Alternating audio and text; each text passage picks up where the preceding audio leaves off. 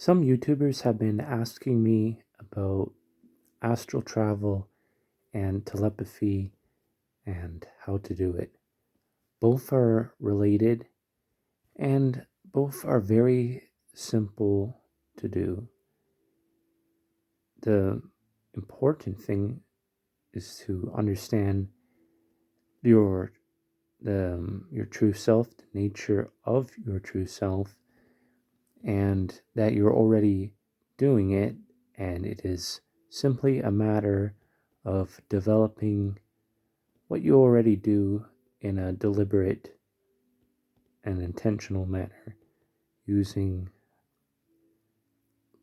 the natural laws of mind that you are already using anyways. And I will tell you a few things that will make it much more clear through metaphors. So, the first thing to understand about the nature of thought is that it is all like rivers. But when I say rivers, you maybe think that of the land around the rivers as something distinct from it.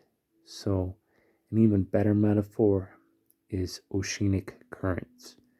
Think of yourself as in an ocean of mind. Everything all around you is mind. In this video here, that statue is mind. Those plants are mind. They are all mind and in mind. It's completely mental, and they all have their own mentative life that you can connect with.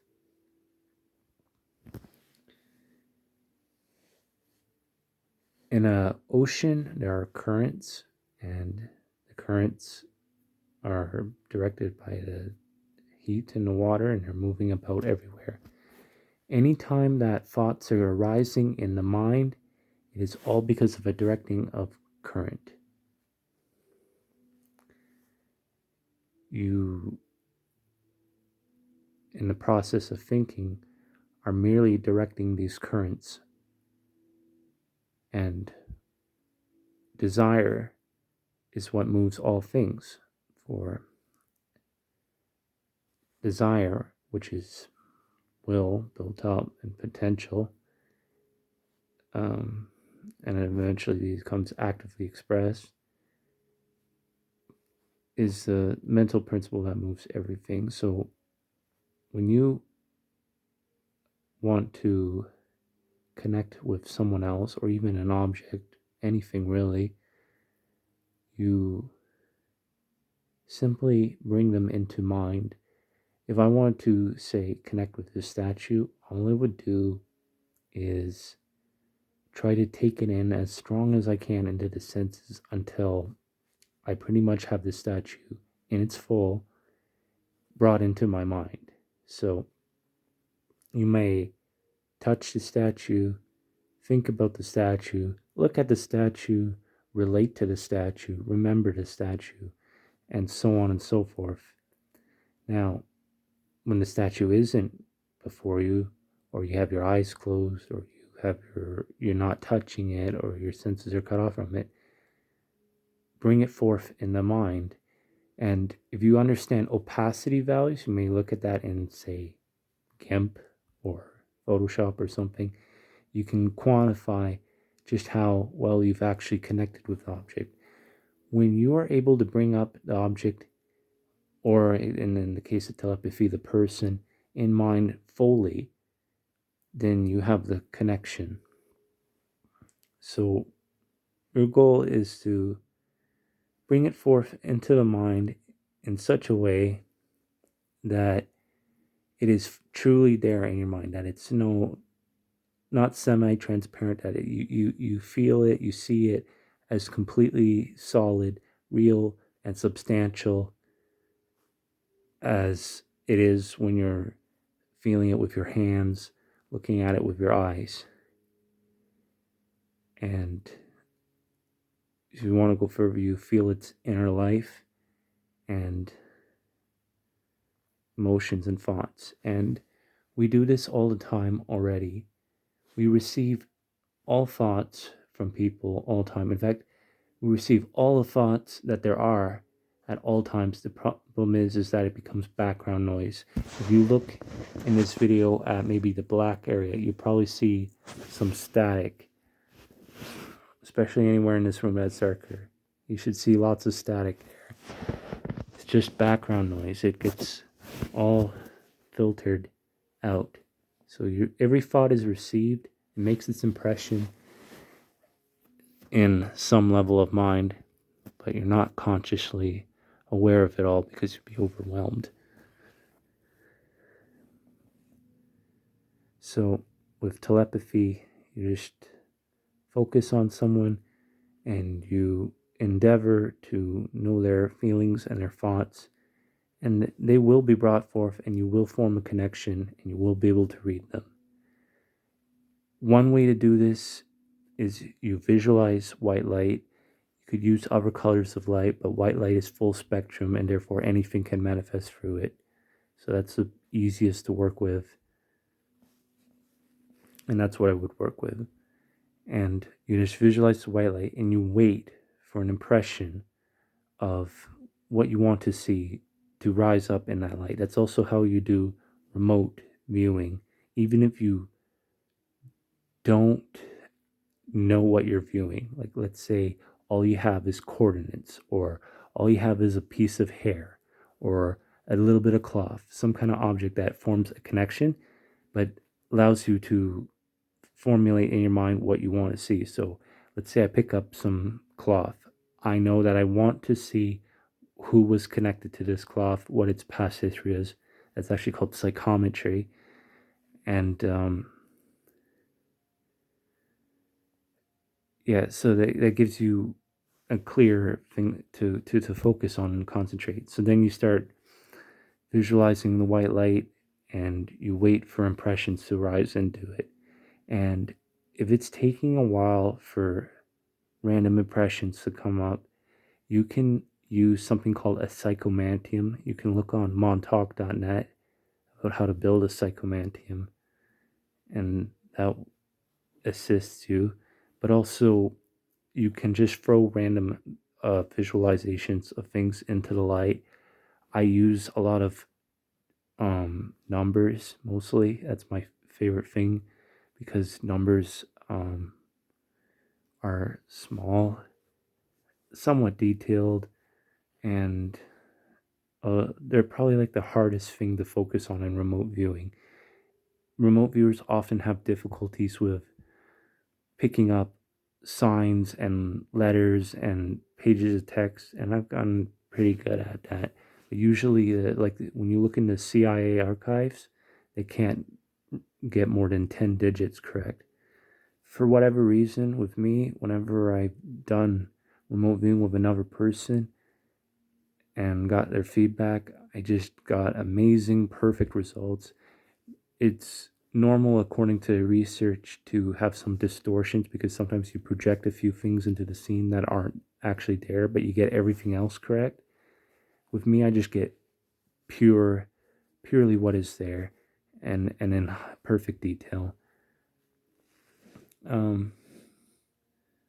So anyway, if you want to make that connection, just throw stuff into the light, and then let it dissipate, and continue with this kind of confident expectation. Speaking of which, I should show this. The master formula of attainment consists of 5 elements.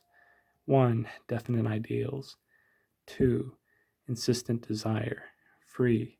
Confident expectation. 4. Persistent determination. 5. Balanced compensation. Reduced to popular terms, the master formula may be expressed as follows. You may have anything you want, provided that you know exactly what you want, want it hard enough, confidently expect to obtain it, persistently determined to obtain it, and are willing to pay the price of its attainment.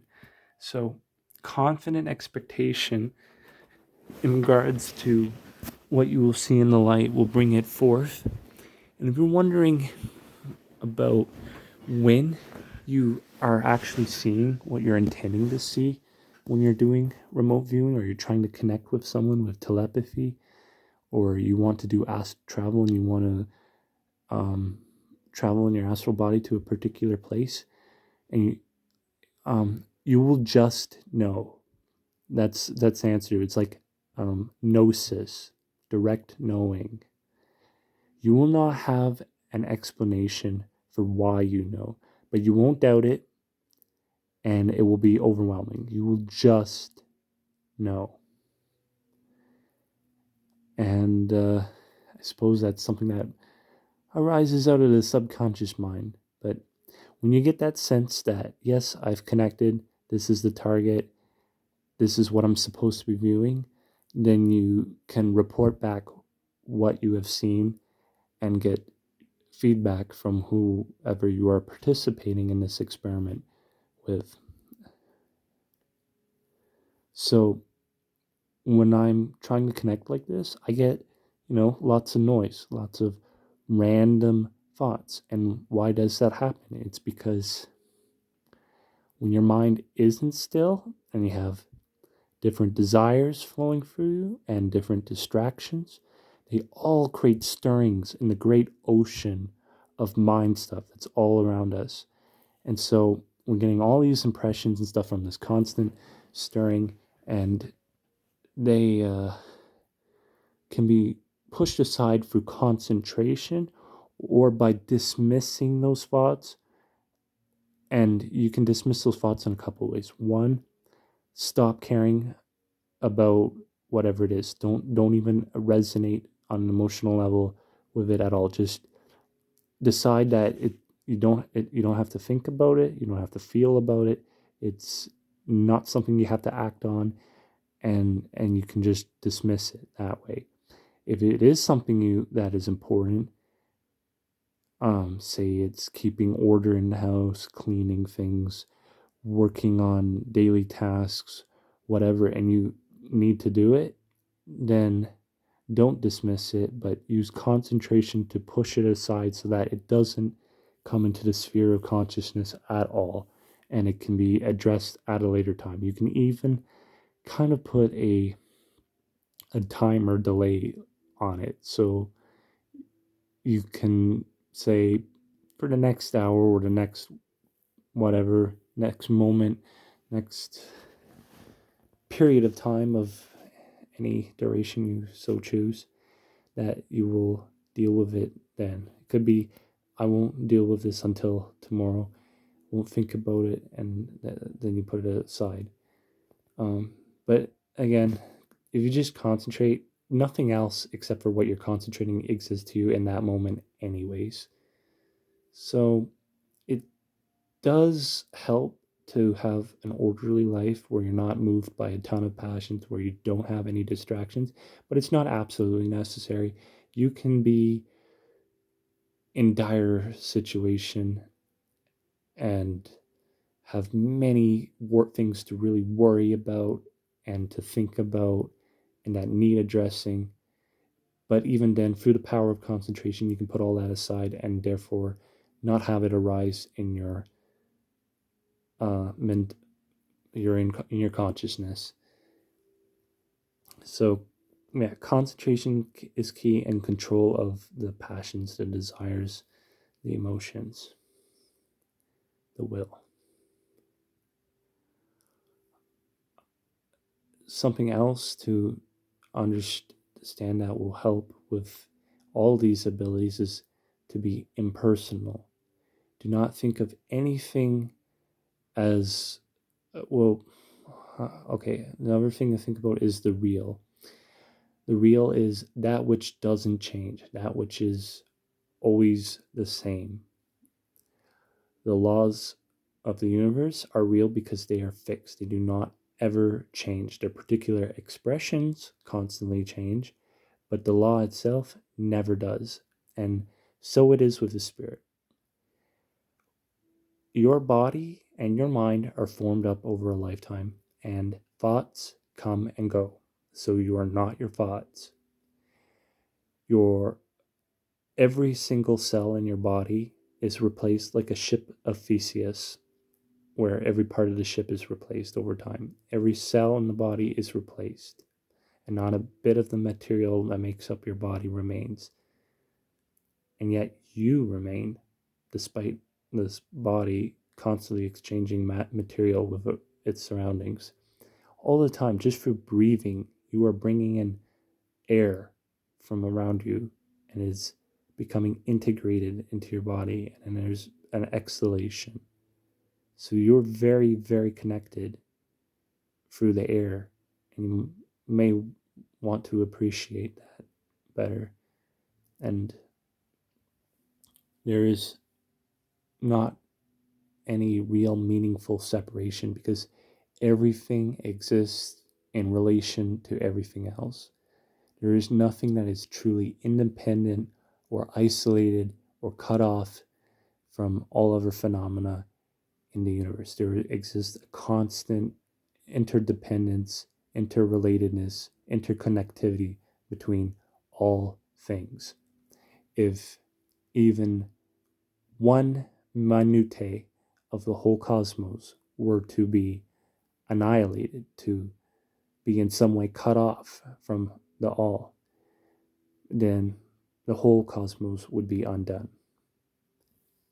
But that will not happen, for all things are in eternity and are expressions of the eternal.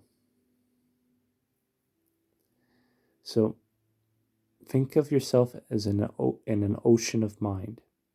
Think of things in terms of not the personality, but the impersonal.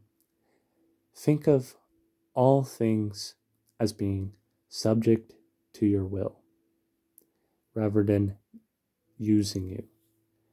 Even when you are letting things play upon you and taking in influences, do so consciously instead of everything happening automatically.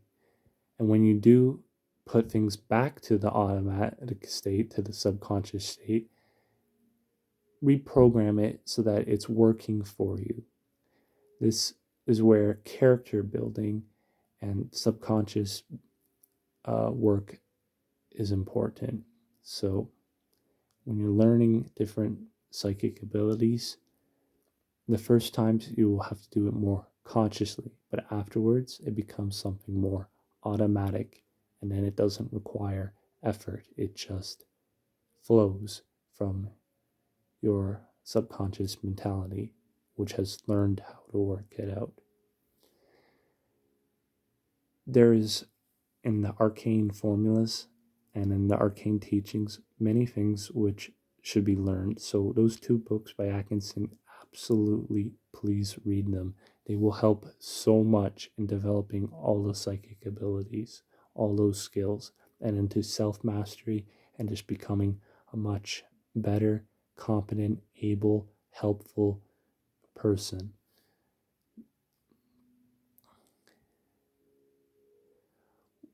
One thing to learn from the arcane formulas is to turn the circle into the spiral. So one of the hermetic principles is the law of rhythm. You can swing back and forth between two poles of two mental states that are opposite and yet identical in nature, opposite in degree, identical in nature. And when, for example, you understand that you are not your emotions, then the emotions can no longer control you. You can swing that pendulum back and forth, but you now have freedom. You have volitional control over it. And this has an incredible value. Do not think of yourself as seeking happiness. Think of yourself as seeking freedom. There is nothing better than to be sad when you wish to, happy when you wish to be free to manifest or induce any particular physiological or mental state or circumstances that one so pleases, instead of being helpless. Helplessness is perhaps the worst thing. being stuck, stagnant, helpless, not good stuff. Oh, so I probably didn't get, I didn't get to astral travel really, but all these things are part of astral travel. When you concentrate and you imagine things and you, um, yeah, when you do those, you are already astral traveling. When you rest the body and you go and dream, you are astral traveling. Now, astral traveling probably you probably want to view scenes here on this earth and in this time. And that's simple enough. Just lay down, will to separate the body and the soul, and will to be brought into the surroundings that correspond with the current time and space. If you wish, you may try really, really hard to just slip out of your body in any manner you so wish and to look at it. Personally, I don't like to look at my own physical body. I do not like mirrors even. But if you don't mind those things, you can look at your body. Bob Sang Rampa wrote about this, and I remember him saying about how how gross and heavy and so on the body is. And there is definitely a lightness and a freedom in the astral, in that you just don't have the tension and the heaviness and all that stuff that weighs you down when you're here in this physical body. Now, that said, if you do cultivate yourself well and maintain a good mentality and attitude, you can be pretty light in this body too and not feel like it's a drag. But you also find in the Rosicrucian writings and many others about those who have passed on, and how for them to come back to this material realm is quite taxing, it's quite exhausting, and they don't usually want to do it. And even when it comes to these so-called aliens and other entities that are known to interact with our world through channeling or other means, and who sometimes materialize themselves here, they don't want to do it for too long because there's a risk in getting entrained into the physical state, and it becomes harder then for them to materialize and to exit out of here. And it is more preferable for them to exist on their higher plane than to end up stuck here and in ignorance and everything. There's a lot to that story of Adam and Eve and the fall in this all.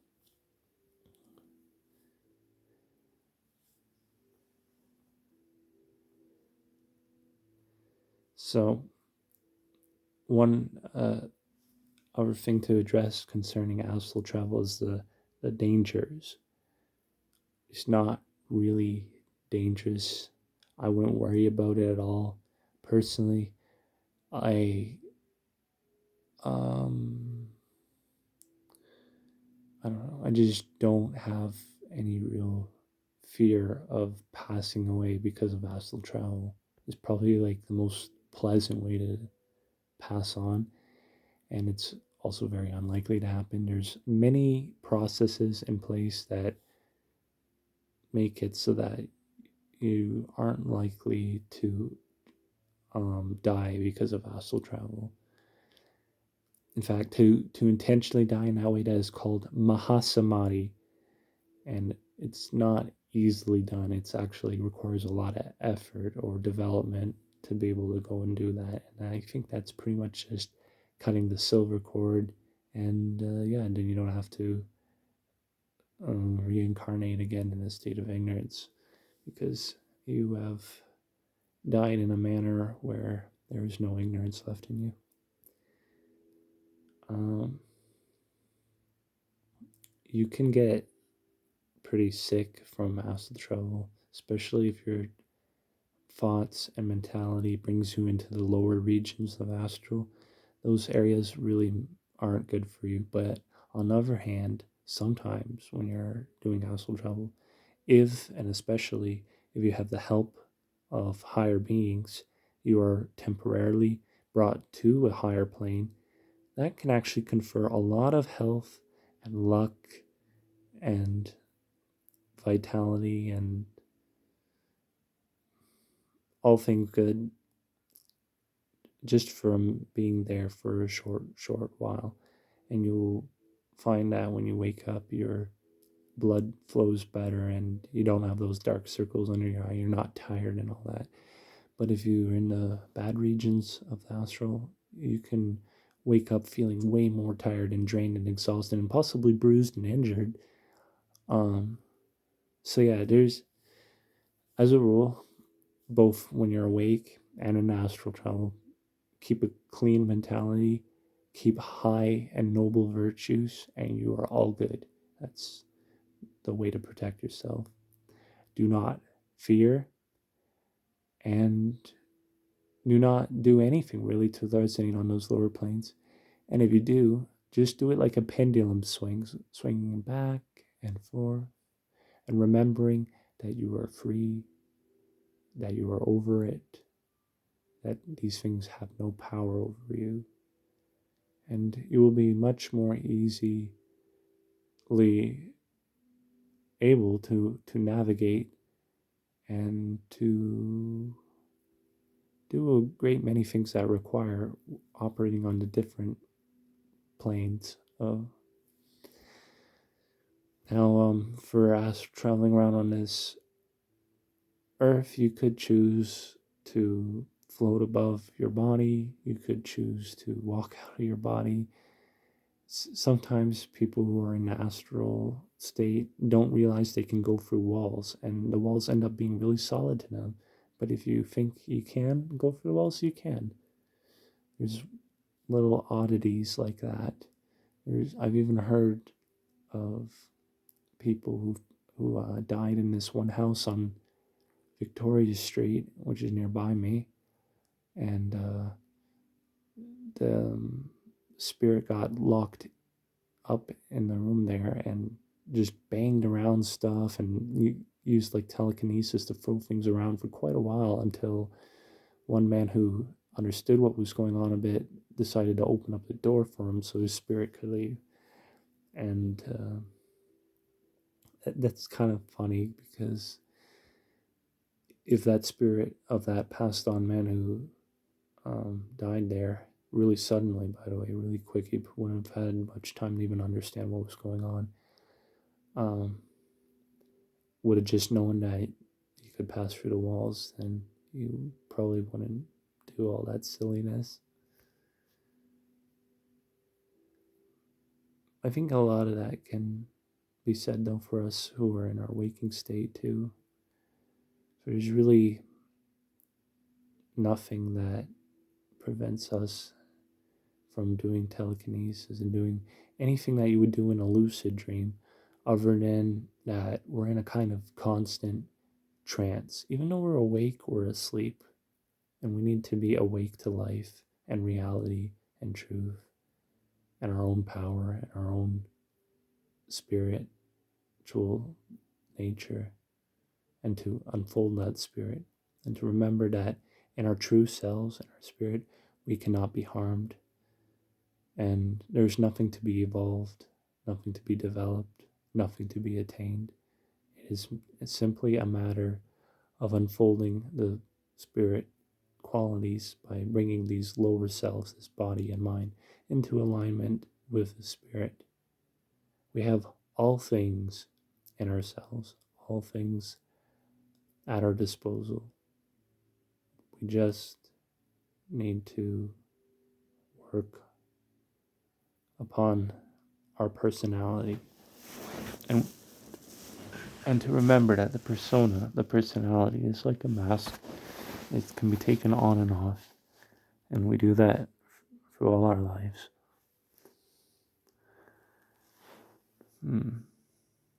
So, what else should I speak about on astral travel?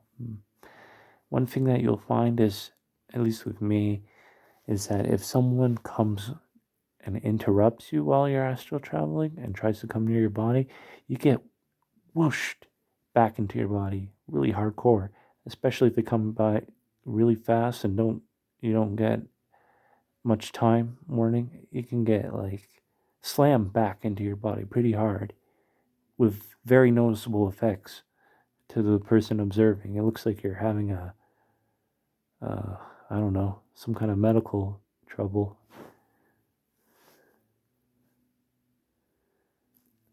So I don't think you have to worry too much about people implanting thoughts into your body while you're away from it or disturbing you. But if you do want to, you can also put protection all around you just by connecting with your surroundings and processing them, seeing what kind of thoughts arise. Just feel out everything in your room, in your area, your mental area, space, whatever, and feel what comes up. And when whatever comes up, work with it. And if it needs to be changed, changed it. If you need to add something to it, add it. If you need to banish it, banish it.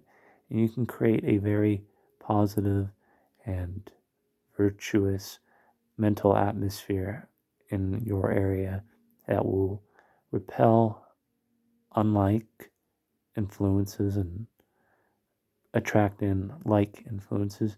And you can especially pay close attention to the door.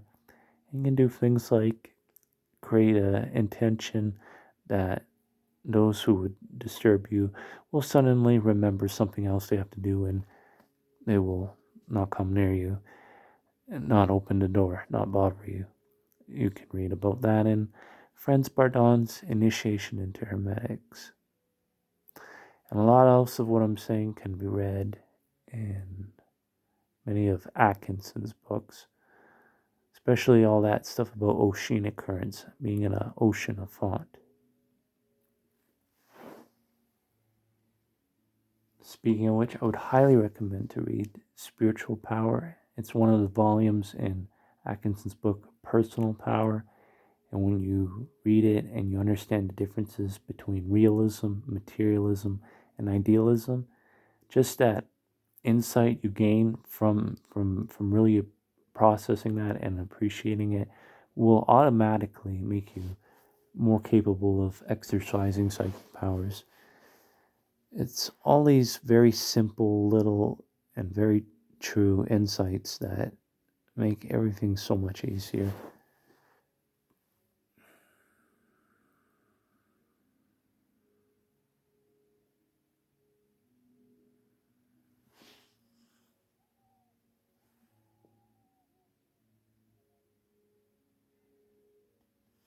Oh, okay. So a few more things to say about telepathy. Um, I remember one man commenting, "Oh, telepathy is really dangerous." Again, I don't believe that is so at all, but there's definitely a danger in it. And it's a danger that doesn't apply to just specifically telepathic conversations. It's rather a danger that exists constantly just by you being in the world and interacting with others. Anytime you interact with others or they think about you and there's thoughts directed towards you, or you observe others and you learn from observing, you bring in some manner of influence, you make a connection, and either it sticks or it doesn't. And intentionally resonating with what you want to stick will help bring those influences in. And other stuff, you just need to let it flow through like water. And when it flows through like water, it will not stick and it will pass on. Because one of the problems with telepathy is you are receiving everything.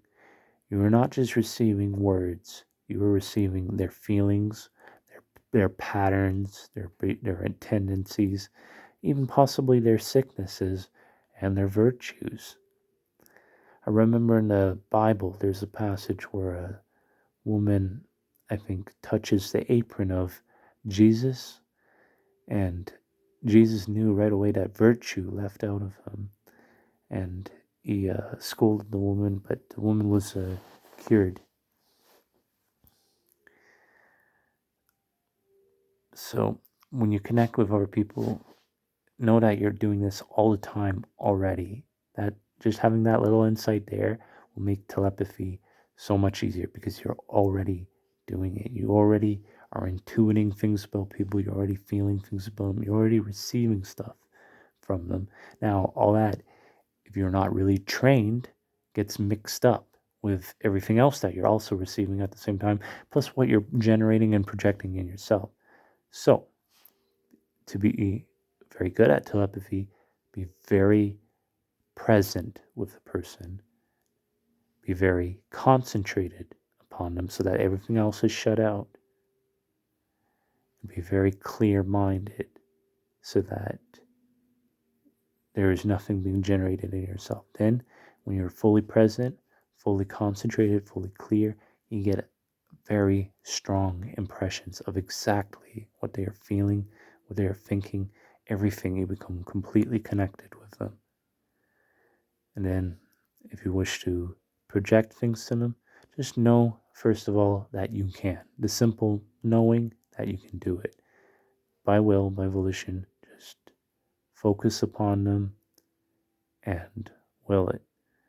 And it will, whatever thoughts you send, they will be sent and they will be received. And the more clear minded they are, and the more they do the same things as I just described in receiving the thoughts, the easier it will be for them to receive. As a rule, whenever you want to project thoughts to someone, you will have your best successes when that person is pretty absent minded and not particularly focused on anything. When you are in that state, you are very receptive to whatever thoughts come your way. So if you find someone who's very intensely focused on something, you will be very hard pressed to be able to send any thoughts to them to get their attention whatsoever.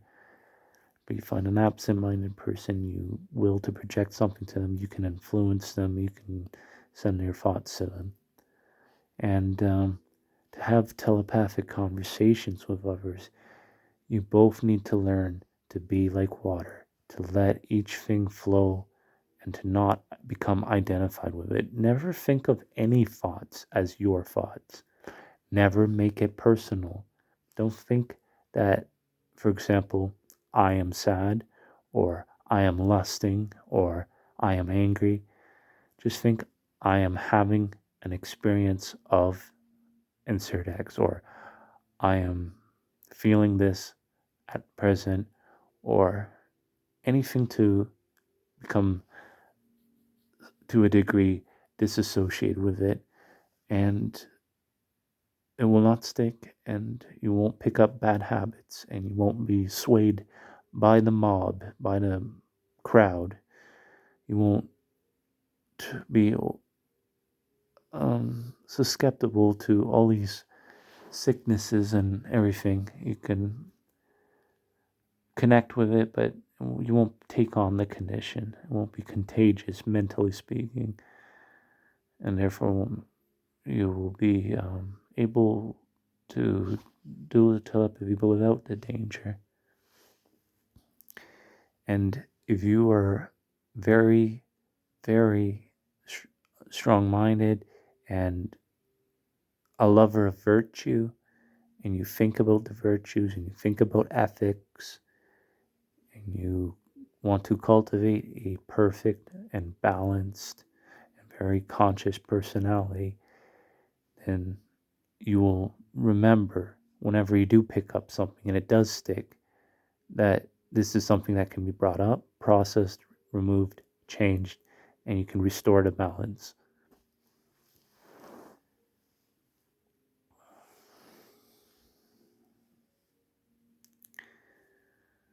So that, I suppose, I think I've covered astral travel and telepathy. I've given you an idea of what it's like. I've given you an idea about the dangers and how to deal with that. And most importantly, I think I've given you a sense for how you're already doing all these things. It's just a matter of developing what you're already completely familiar with, what you're already doing. And it is only the lack of practice, the lack of insight, the way you mix things together that you think you don't have these powers, or you find yourself limited. You do what you're already doing, you develop it to a higher degree, you can manifest the more advanced phenomena. It is very natural, very simple. It's not hard. You're already doing it, and it can be integrated into your life through everything. Everything in life teaches you psychic abilities. Everything in life is an opportunity for some kind of cultivation, for some kind of perfection, whether it's a moment to practice patience, or a moment to practice discernment, or a moment to shake off weariness and to be filled with vital energy and love and passion. There's so many opportunities in this world, even though it's many things that are undesirable. It is the ultimate will training center. Being incarnate here, you become so much more powerful if you learn to see the opportunity in the struggle of life.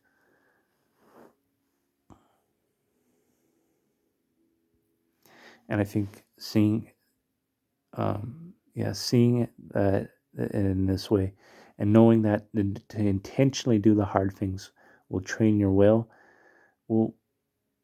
change your perspective on life greatly, and give you a new appreciation. And you'll find that many of the things that are channeled by mediums from entities that aren't native to this plane, or currently not incarnate here, um, you'll see why they appreciate the opportunities here, and why, for example, someone that knows how to potentially live an easy life here, why they would choose to suffer, why would they choose to take up their cross, so to speak, and to do the hard things all the time, to embrace the struggle, to embrace the doing of the things they don't want, because it's all about the training of the will, which is the unfolding of the spirit.